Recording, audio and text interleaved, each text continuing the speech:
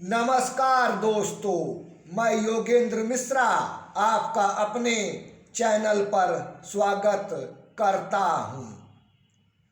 आज का हमारा विषय है जन्म कुंडली में चौथा भाव। चौथे भाव से हम क्या क्या चीज़ देखते हैं, आज इस विषय पे हम लोग चर्चा करेंगे। मित्रों, एक जन्म कुंडली बना के मैं चार्ट पेपर पे आपके सामने लाया हूं। मित्रों, ये लग्न लिखा हुआ है। मित्रों, जो लग्न होता है वो हमारे जन्म कुंडली का पहला भाव होता है। लग्न को पहला भाव माना जाता है। लग्न जो होता है मित्रों, वो हमारी जन्म कुंडली का पहला भाव होता है। ये दूसरा भाव होता है, ये तीसरा भाव होता है, ये चौथा भाव होता है, ये पांचवा भाव होता है, ये छठा भाव होता है, ये सातवां भाव होता है, ये आठवां भाव होता है, ये नौवां भाव होता है, ये 10वां भाव होता है, ये 11वां भाव होता है और आपका ये 12वां भाव।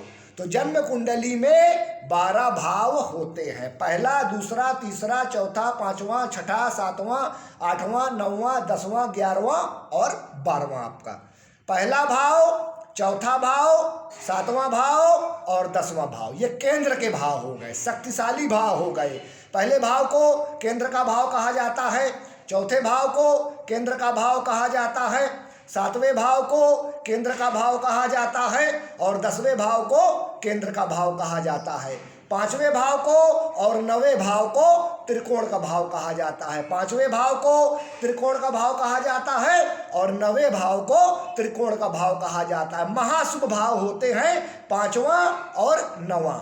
छठा भाव, 8वां भाव और आपका ये 12वां भाव, ये त्रिक भाव हो गए। छठा, 8वां और 12वां ये त्रिक भाव होते हैं, अशुभ भाव होते हैं, अशुभ रिजल्ट देने वाले भाव माने जाते हैं। छठा, 8वां और आपका 12वां भाव। तो मित्रों, जो आज हमारी चर्चा चल रही है जन्म कुंडली के चौथे भाव पे, आज जो हम बात करेंगे चौथे भाव पे, पहला, दूसरा, तीसरा और ये आपका चौथा भाव। तो मित्रों, जन्म कुंडली के चौथे भाव से हम क्या देखते हैं, इस भाव का हमारे जन्म कुंडली में क्या महत्व है, यह भाव हमारे जीवन के किन किन पक्षों को बताता है। जन्म कुंडली में चौथे भाव को सुख का भाव कहा जाता है। इसे माता के भाव के तौर पर भी जाना जाता है। इस भाव से हमारी माता की स्थिति को देखा जाता है। चौथा भाव हमारी लोकप्रियता, जनसेवा और नेतृत्व क्षमता को बताता है, क्योंकि चौथा भाव पब्लिक, जनता का भाव होता है। चौथा भाव हमारी मानसिक शांति, पारिवारिक जीवन, निजी रिश्तेदार, घर, सुख सुविधा, मकान, भूमि, प्रसन्नता, पैतृक संपत्ति, शिक्षा और वाहन का होता है। इतनी इंपॉर्टेंट चीज़ों का प्रतिनिधित्व करता है हमारे जन्म कुंडली का चौथा भाव। ये हमारा जो होता है सुख का भाव होता है। यह भाव हमारे सामान्य जीवन को दर्शाता है। चौथे भाव से व्यक्ति की शिक्षा, विशेष तौर पर कॉलेज की पढ़ाई के बारे में जाना जाता है। मित्रों, हमारे जो कॉलेज की पढ़ाई होती है, स्कूली शिक्षा होती है, उसको भी मित्रों चौथे भाव से देखा जाता है। चौथे भाव का कारक चंद्रमा होता है। मित्रों, चंद्रमा को चौथे भाव का कारकत्व मिला है। चौथे भाव में चंद्रमा, बुध और शुक्र विशेष शुभ फल प्रदान करते हैं। ज्योतिष के अनुसार चौथा भाव व चौथे भाव के स्वामी चतुर्थेश राजगद्दी दिलवाते हैं। यदि हम देश के प्रधानमंत्री और राष्ट्रपतियों की जन्म कुंडली का अध्ययन करें तो हमें पता चलता है कि उन्हें किसी न किसी रूप में इस पद तक पहुंचाने में चौथे भाव का विशेष रूप से योगदान रहा है, क्योंकि चौथा भाव जो होता है वो हमारे जन्म कुंडली का केंद्र भाव होता है और महत्वपूर्ण भाव होता है। चौथे भाव का विशेष रूप से योगदान होता है मित्रों हमको ऊंचाई और सफलता प्रदान करने में। व्यक्ति के भविष्य की रीढ़ की हड्डी चौथे भाव को माना जाता है। जिस व्यक्ति की कुंडली में चौथे भाव में शुभ ग्रह स्थित होते हैं उस व्यक्ति को उत्तम घर और वाहन का सुख प्राप्त होता है। यदि जन्म कुंडली में चतुर्थ भाव का स्वामी चतुर्थेश जन्म कुंडली में चतुर्थ भाव का स्वामी चतुर्थेश अपने ही भाव में स्थित हो या चतुर्थेश की चौथे भाव पर दृष्टि पड़ रही हो तो व्यक्ति को अच्छा वाहन और अच्छे घर का सुख प्राप्त होता है और ऐसे व्यक्ति को माता का भरपूर मात्रा में स्नेह व सहयोग प्राप्त होता है। जन्म कुंडली में चौथे भाव का संबंध 11वें भाव से जन्म कुंडली में चौथे भाव का संबंध 11वें भाव से किसी भी प्रकार से बन रहा हो, चाहे वह युति के द्वारा, चाहे दृष्टि के द्वारा, चाहे नक्षत्र परिवर्तन के द्वारा, चाहे भाव परिवर्तन के द्वारा, क्योंकि संबंध कई प्रकार से बनते हैं मित्रों हमारे जन्म कुंडली में। संबंध जो है मित्रों हमारे जन्म कुंडली में कई प्रकार से बनते हैं। युति से भी बनते हैं, दृष्टि से भी बनते हैं, राशि परिवर्तन से भी बनते हैं, भाव परिवर्तन से भी बनते हैं और नक्षत्र परिवर्तन से भी बनते हैं। तो जब भी जन्म कुंडली में चौथे भाव का संबंध 11वें भाव से बनता है तो ऐसे लोग जो हैं विशेष अपने जीवन में सुखी होते हैं। एक प्रकार का राजयोग का निर्माण हो जाता है। मकान, सुंदर घर, वाहन और दुकान, मतलब ये समझ लीजिए कि ऐसे लोगों की जो आजीविका होती है मकान, घर और दुकान से पूरी होती है। उनके जो आजीविका के साधन होते हैं मकान, घर और स्थान, क्योंकि चौथा भाव हमारे सुख सुविधाओं का भाव होता है और 11वां भाव हमारे लाभ का होता है। चौथा भाव जो हो गया वो हमारे सुख सुविधाओं का है, हमारे वाहन का है, हमारे मकान का है और हमारे घर का है और 11वां भाव हमारे इनकम का है, लाभ का है। तो जब भी चौथे भाव का 11वें भाव से संबंध बनेगा तो एक राजयोग का निर्माण हो जाता है। व्यक्ति जो है अपने जीवन में विशेष सफलता प्राप्त करता है और विशेष उन्नति उसको अपने जीवन में मिलती है। जन्म कुंडली का चौथा भाव जितना बली होगा, शुभ होगा, व्यक्ति उतना ही अपने जीवन में सुख सुविधाओं का भोग करेगा और हर प्रकार का भौतिक सुख उसको प्राप्त होगा। अच्छा वाहन, घर, मकान, माता का सुख और सुख सुविधाएं तमाम उसको प्राप्त होंगी।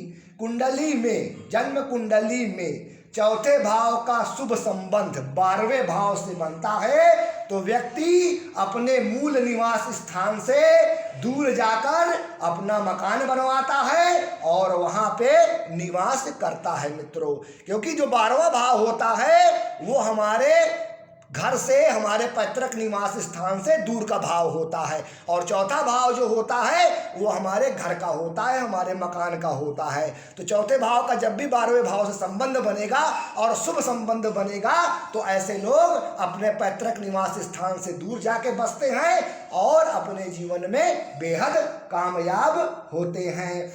कुंडली के लग्न भाव के स्वामी लग्नेश, जन्म कुंडली में लग्न भाव के स्वामी लग्नेश चौथे भाव में स्थित हो और चौथे भाव के स्वामी चतुर्थेश लग्न में स्थित हो, बली हो, बलवान हो, क्रूर पापी ग्रहों के प्रभाव में न हो तो उत्तम राजयोग का निर्माण होता है। इसको परिवर्तन योग बोला जाता है।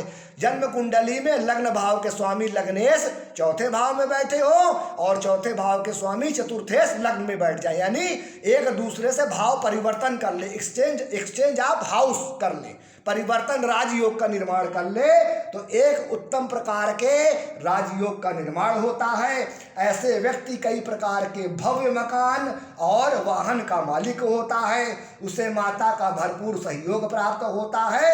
ऐसा व्यक्ति अपने जीवन में समस्त सुख सुविधाओं का भोग करता है और खुशहाल जीवन जीता है। इसे बहुत अच्छा योग माना जाता है क्योंकि लग्न का चौथे भाव से संबंध बन रहा है और दोनों केंद्र भाव हैं, तो इस प्रकार विशेष राजयोग का निर्माण होता है।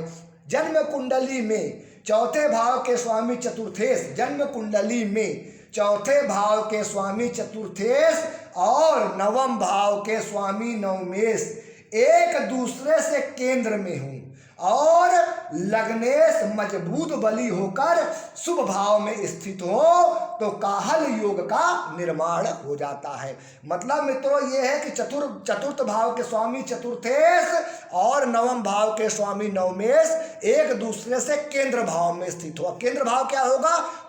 पहला, चौथा, सातवां और दसवां, मतलब पहला, चौथा, सातवां, दसवां केंद्र प्रभाव में हो जाए नवमेश और चतुर्थेश तो काहल योग का निर्माण हो जाता है। यह योग एक प्रकार का विशिष्ट राजयोग प्रदान करता है। ऐसा व्यक्ति अपने जीवन में विशेष उन्नति करता है। ऐसा व्यक्ति भाग्यशाली, धनवान और समस्त सुखों को भोगने वाला होता है। कुंडली के जन्म कुंडली के चौथे भाव में बुध अपनी मिथुन राशि या कन्या राशि में हो। जन्म कुंडली के चौथे भाव में बुध अपनी स्वराशि यानी मिथुन या कन्या में हो या अपनी उच्च राशि कन्या में स्थित हो और पापी क्रूर ग्रहों के प्रभाव में न हो और बुध देव बली और मजबूत हो और साथ में चतुर्थेश भी बली होकर शुभ भाव में स्थित हो तो राजयोग का निर्माण हो जाता है। ऐसे लोग बेहद भाग्यशाली होते हैं, बोलने की कला में माहिर होते हैं, धनी होते हैं और अपने जीवन में बेहद कामयाब होते हैं। ठीक इसी प्रकार चौथे भाव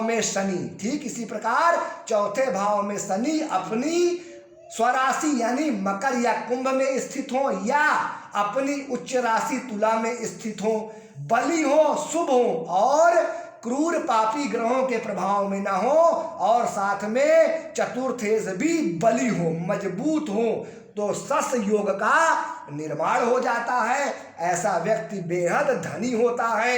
ऐसे लोग अनेक नौकर चाकर रखने वाले होते हैं। बड़े उद्योगपतियों की कुंडली में यह योग पाया जाता है क्योंकि शनि हमारे भाग्य के निर्माता होते हैं, कर्म फल प्रदाता होते हैं। इसलिए शनि के बली होने पर व्यक्ति बेहद भाग्यशाली होता है और उसको अपने जीवन में उच्च पद को प्राप्त करता है एवं समस्त सुखों का आनंद उठाता है क्योंकि हमारी कुंडली का चौथा भाव हमारे सुखों को बताता है। इसलिए कुंडली का चौथा भाव जितना मजबूत होगा व्यक्ति अपने जीवन में उतना ही सुखी होगा। जन्म कुंडली में चौथे भाव में चंद्रमा अपनी कर्क राशि में हो या अपनी उच्च राशि वृष में होकर स्थित हो।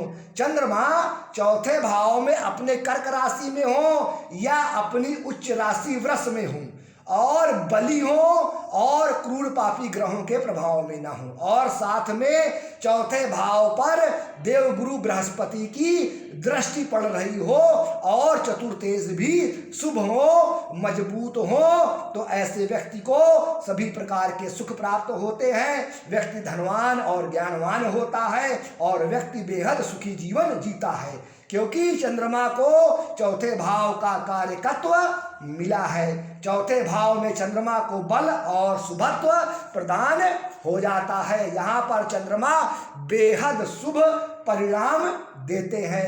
कुंडली में चौथे भाव में क्रूर पापी ग्रह स्थित हो। कुंडली में चौथे भाव में क्रूर पापी ग्रह स्थित हो और चतुर्थेश भी छठे, आठवें, 12वें भाव में स्थित हो और पाप प्रभाव में हो तो व्यक्ति को घर, मकान, वाहन और माता से संबंधित कष्टों का सामना करना पड़ता है। जब भी जन्म कुंडली का चौथा भाव पीड़ित होता है तो व्यक्ति के सुख सुविधाओं में कमी हो जाती है, यहाँ तक कि उसे पारिवारिक कलह का सामना करना पड़ता है। माता को कष्ट होता है क्योंकि चौथे भाव से माता को देखा जाता है। व्यक्ति की शिक्षा में बाधा आती है और पारिवारिक समस्याओं को उसको बार बार सामना करना पड़ता है। कुंडली के चौथे भाव में चंद्रमा, देवगुरु बृहस्पति और शुक्र को बहुत शुभ माना जाता है। कुंडली के चौथे भाव में देवगुरु बृहस्पति अपनी स्वराशि यानी धनु या मीन राशि में स्थित हो या अपनी उच्च राशि कर्क में हो, शुभ हो, बली हो, पाप प्रभाव में न हो तो हंस योग का निर्माण हो जाता है। व्यक्ति अपने जीवन में उच्च पद को प्राप्त करता है, उसे माता का सहयोग और स्नेह भरपूर मात्रा में मिलता है।